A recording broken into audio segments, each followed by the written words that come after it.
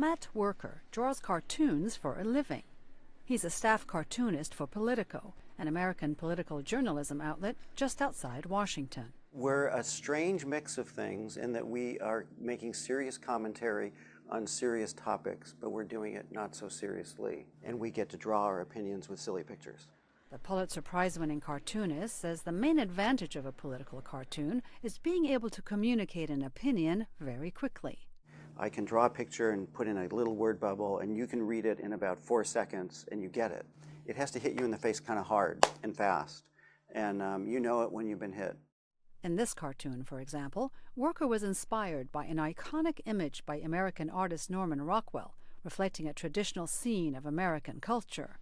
The cartoonist says over the years, his craft has evolved. When I started 40 years ago doing cartoons, an editorial cartoon was a black and white single-panel cartoon in a newspaper. And now cartoons can be color, they can be animated, they can be graphic novels that are political.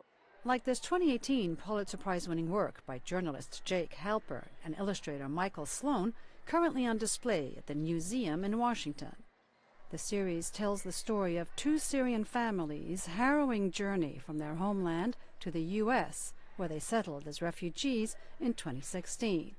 Patty Rule is vice president of exhibits at the museum. Since the beginning of this country, editorial cartoons have been framing issues and framing debate, from Ben Franklin, the live free or die, the segmented snake that rallied the 13 colonies together. So it's always been a part of this country and the world's way of freely expressing ideas and debate. But free expression sometimes comes at a heavy price.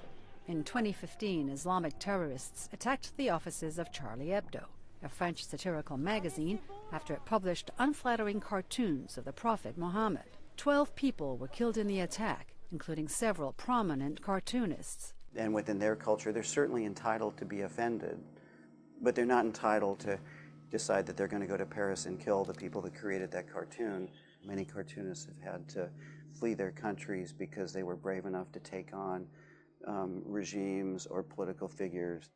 Worker hopes that in these troubled times, people will appreciate cartoons for what they are.